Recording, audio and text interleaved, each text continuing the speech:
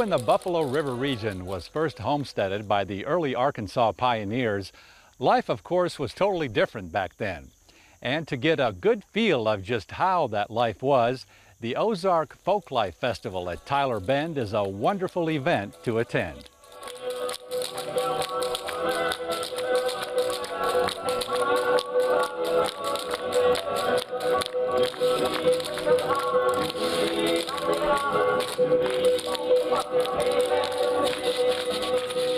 What one can say about our early pioneers is that they definitely made do, whether it was making something for use in daily living or making something for fun, such as a corn shuck doll.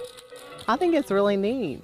I mean, my kids, we're so used to just running to the store and getting toys or dolls and everything, so I think it's really a neat, easy craft to do at home. Then there's the age-old craft of felting, in which nothing is sewn together, glued together, or painted on. Back in the day, kids played tug of war. Most kids now don't even know what that is. This is one of those crafts, I understand, that folks in this day and age, what is it, too much work, or they just don't want to, not enough money in it, or what? I think you've hit the nail on the head in both respects. Basically, I will teach people and they'll make 1 or 2 baskets for family members and be proud of the fact that they did something with their hands. But in the end, as far as a money maker, it's very difficult to make what you've put into it. A good example is this is a 16-hour basket. So who wants to pay for the materials and then the time? And I'm fast at it. So the newcomer to this would probably do 20 to 25 hours to weave a basket. So it's a challenge. It's the same as spinning and weaving. The spinning, by the time you've cleaned the wool, picked it, washed it, you've already got so many hours that you can't even count. And how do you just take 20 pounds of wool that you've worked and try to put that into what, by the time I make this into cordage, by the time I've spun it, and then by the time I've taken it to the warped loom and warping a loom. Oh my gosh, so it's the same thing. I was taught with honeysuckle. And honeysuckle, you have to collect it, you have to boil it, you have to coil it before you boil it, then you strip it, you keep the cambium, and then the outside part is the cane. And that cane is used for chair caning. It's also used for waxing the floor, which I did test. And, knowing all this, I think the important thing is knowing how to use your hands. How can we do, what we used to know? It was a tough life back then. Yes, yes. It was. And you endured. You knew you had so many hours in a day to complete a project. You were proud of the work you did, and same thing. When I get finished with this basket, I'll be proud of the fact that I've made it. And, I feel that way about a lot of artwork. It's just that you've put the time in. And a quilt, same thing. I mean, there's a lot of hours in probably most of the skills that are around here. And this is making the metal get longer and thinner. This is called drawing the metal out. When you hear of a long, drawn-out process, it comes from blacksmithing. A Bowie knife was one of those must-haves during the pioneer days. It can be used for anything from digging. You see dirt in it, so it's been digging lately. You can dig with this, pop up rocks with it. You can use it for chopping kindling. You can use it cutting your way through the brush. You get in a fight with a bear, you might be able to stick him, but you're probably going to lose that one in the fight. I think this is a really neat event that we get the opportunity to see here in Arkansas. So we've enjoyed trying on buffalo and looking to see if we find our name and the ancestry. And I think this is good for people to get to experience what it was like back then. So it's been a really fun time with my friends, just seeing the blacksmith in action. So things you wouldn't see probably on a normal day. How do you think you would have liked to live in those days? I think just seeing the way that they're portraying these things, it makes a lot more sense how life was a lot simpler. The basket weaver was saying that you spend 16 hours a day just working on one basket, and it's the slow pace life is kind of appealing. I kind of like it. So I'm with you. yeah. Yeah. When you get home, you Alaman left your corner. No partner. Alaman left your corner, and now you're This is like the New World. All the family history I studied. Coming here and seeing where my husband's ancestors, they left Hampshire in the 1800s and they went to Canada and then they came to America, to Chicago. It's like the old times, bringing to life everything I've researched. It's beautiful. It is so beautiful. And the people are so beautiful.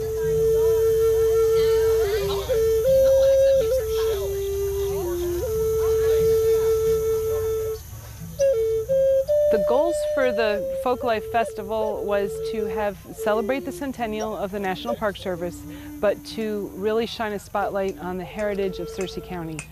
So we've been trying to set up different events, and from the food to the music, we really tried to stay in that time frame of 1838 to 1916, because when you're doing history, you have to pick a section. So that's what we did, and I think a lot of the vendors, display people have really kept to that. They've tried to keep a lot of the music to that, and the food that we have on the other end of it is all stuff that we have served in Searcy County for 100 years and is still happening today. So all of the different crafters are representing folklife skills that happened as the homesteaders came across and settled in the area, but a lot of that is actively happening today in the Ozarks here, especially in Searcy County. Most of the people that are here doing things today are local from the county, and all the food vendors are from the county, and a lot of the local musicians are playing on stage.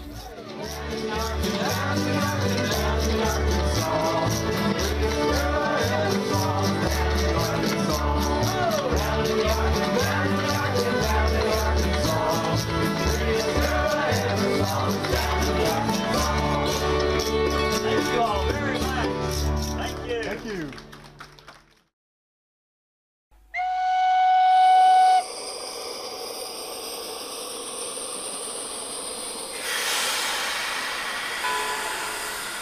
There are train layouts, and then there are train layouts that are just too much for words. James Mitchell, who lives along Greers Ferry Lake, decided to take his to the next level.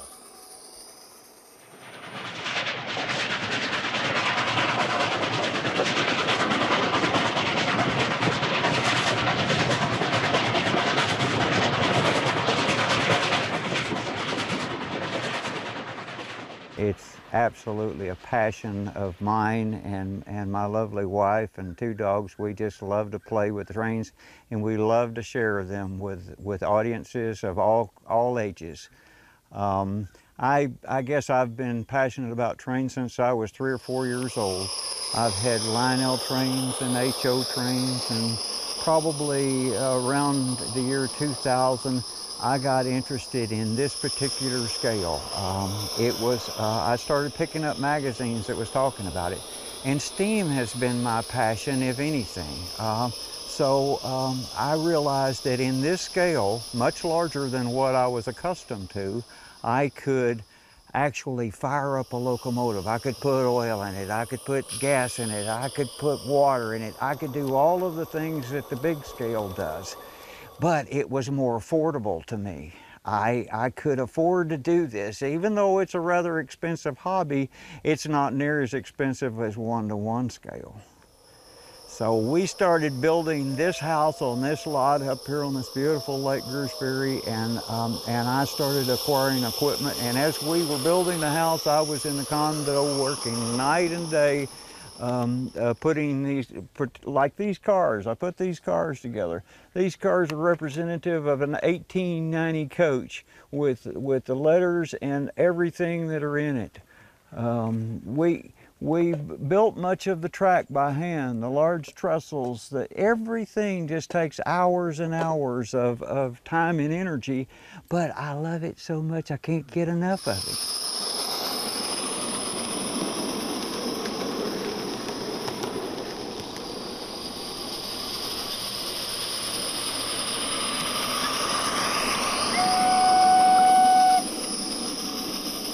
James Mitchell modeled his Garden Steam Railroad after a real railroad that operated in the Greers Ferry Lake area years ago.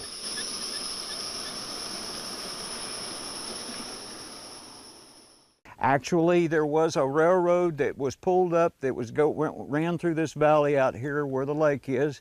It was pulled up in 1949, and there was a sawmill over here not far from where we're standing. And this particular sawmill was on the Missouri North Arkansas Railroad. Now, I have a little short piece of the Missouri North Arkansas Railroad represented down here, but my railroad is a narrow gauge railroad, and it's fiction. And the fiction starts at that sawmill and goes west towards Fee Branch, Arkansas. And so when my friends look at my equipment and they start counting nuts and bolts and saying, well, that's not right for the actual real thing. Well, it is, because this is the real thing. It's the scale that it is, and we just love it.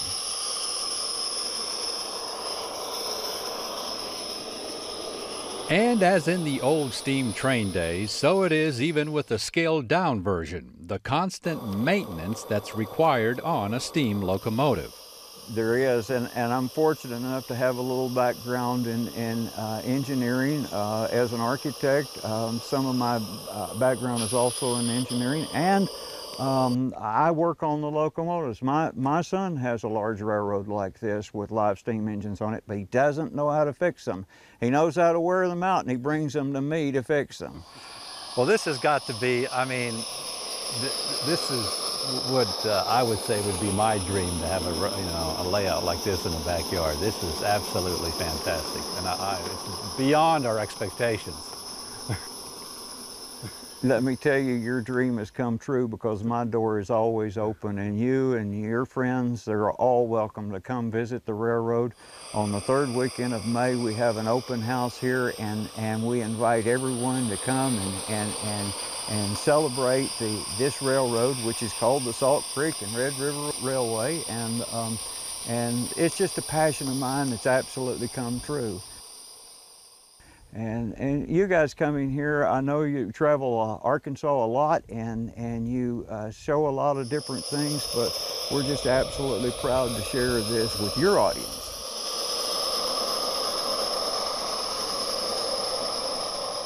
We're just going to have fun. We're going to boil water, as we say, and make steam and run some trains. Talking my language now.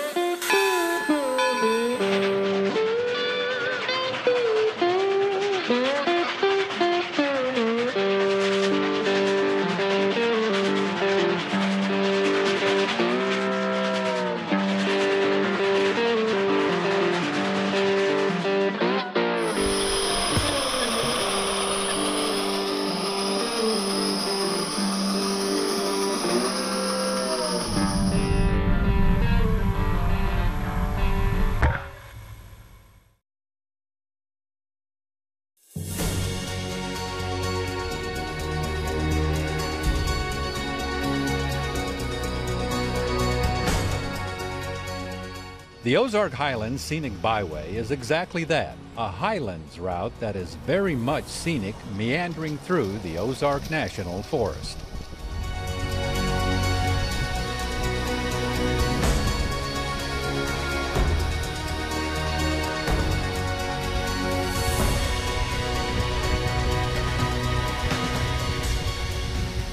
This 35-mile scenic byway is the section of Highway 21 north of Clarksville, which extends from the southern boundary of the Ozark National Forest to the northern boundary.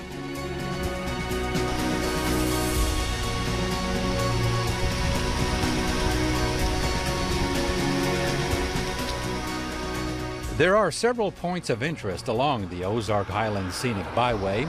One is an Ozark National Forest recreation area in Ozone, where you can take a walk back in time to a Civilian Conservation Corps, or CCC, camp.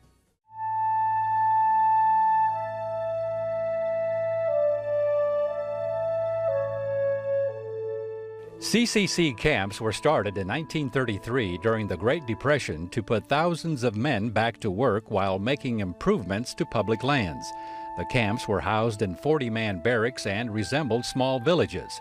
Arkansas had 77 CCC camps, which did projects in national forests and on state property. Many of the structures they built are still in use today. Present-day campsites at the Ozone Recreation Area Campground are available for only $3 a night. And most times during the week, you can have the entire place all to yourself.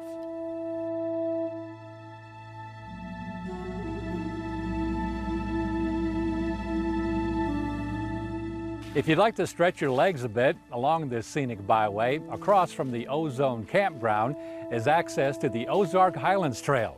You can do a section of it, or if you're up for it, the entire 200-something miles of it. The Ozark Highlands Trail is part of the National Recreation Trail System.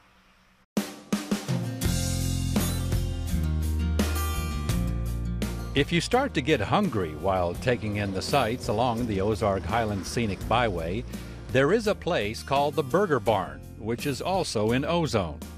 Upon the recommendation from others, we just had to make a stop, and glad that we did. How do you like this? Mm-hmm. Oh yeah.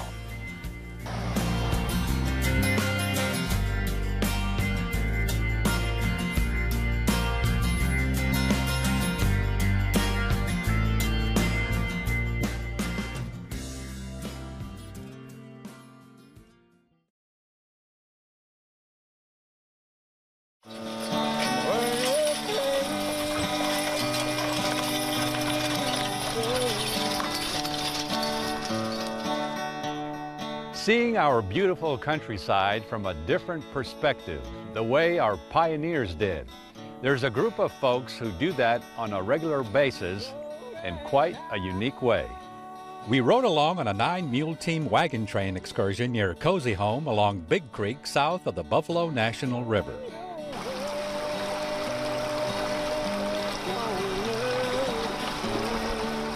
You know, we just enjoy this pace of life.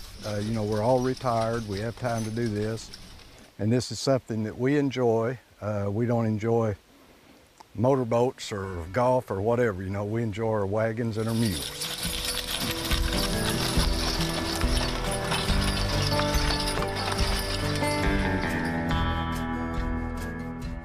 So it's not exactly roughing it. As you can see, they've added a few extra comforts, cushioned seats, safety, side view mirrors, and rubber tires.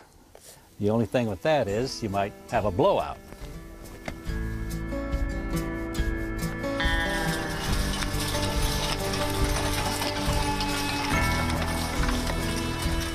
We think about our pioneer ancestors, and you know, of course, we have bucket seats and rubber tires, and we have roads that we travel, and I just don't know how our ancestors did it.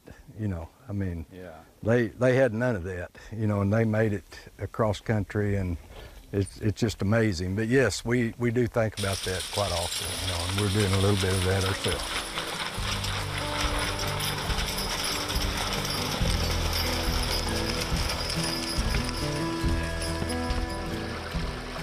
We see a lot of things that most people don't get to see, you know, if you didn't get out here in these backwoods and get to travel and get to see it, you know. And we meet a lot of good Christian people too, you know. There ain't nothing like being away from home, being in the wilderness, you know. Yeah. So not too many maybe adverse conditions, or I guess if it's getting really cold. Oh yeah, it gets cold at times. It gets kind of stressful from time to time, you know, from breakdowns. We had some breakdowns last year, pulled the front out of the wagons, you know, and stuff up here on this big bluff. And it's just, it's a challenge. It's a real challenge. I don't know how the ancestors of it did it, you know, and those old steel tar wagons, you know, we got rubber tires. It's just a lot different nowadays. Well, we got a cushion seat, and they had a hard board to ride on, you know.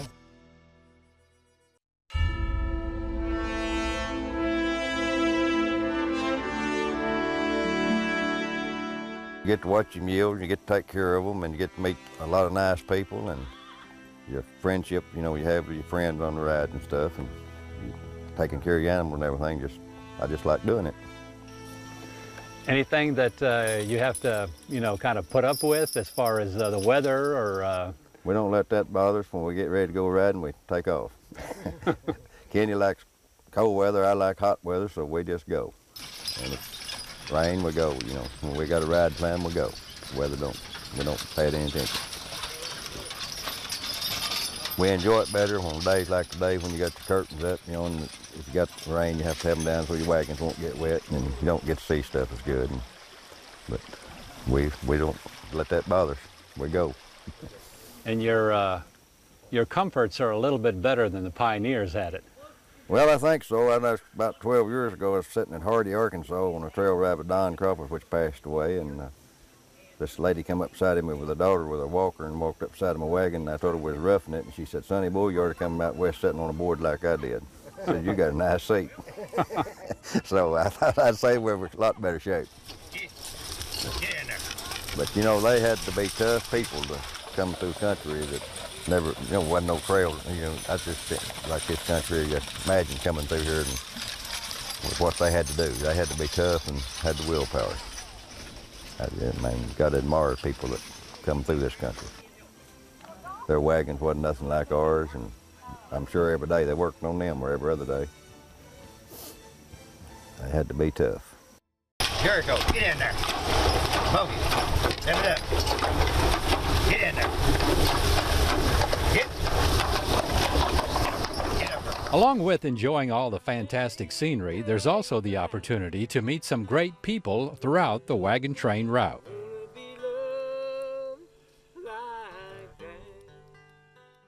I guess that's probably the best part of us riding around the country, you know, 2,500, 3,000 miles, is all the nice people that we meet.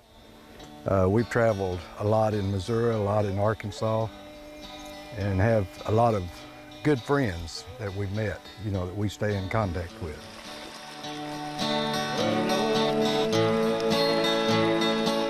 It's very nice riding and seeing all the views, and you experience things that you usually don't ever get to experience, that's for sure. I don't like the coldness and some of the things that aren't so good for the women. There ain't getting out and...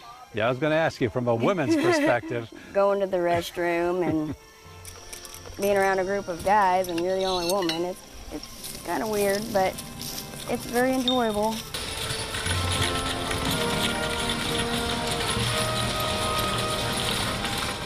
When it came closer to dinner time, we found out why those old mule skinners brought Ashley along. Granted, later those fried taters were looking mighty good, mighty good. The cooking was just getting started though. Up at the Cozahome church, a full-blown chuck wagon meal was being prepared while folks enjoyed a little singing at the old country church.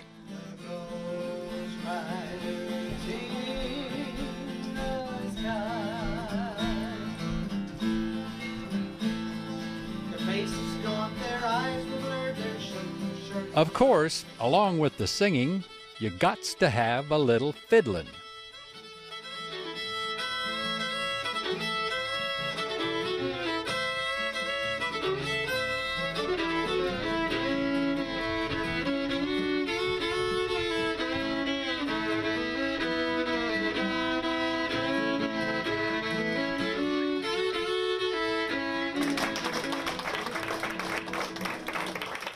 So if you're ever in the Cozahome area in late October, check out the Mule Team excursion and enjoy the countryside from a different perspective. And to view this episode again or any one of our others, visit our website at aetn.org/exploringarkansas. And don't forget to like us on our Facebook fan page. And we'll see you again the next time for another exciting adventure on Exploring Arkansas.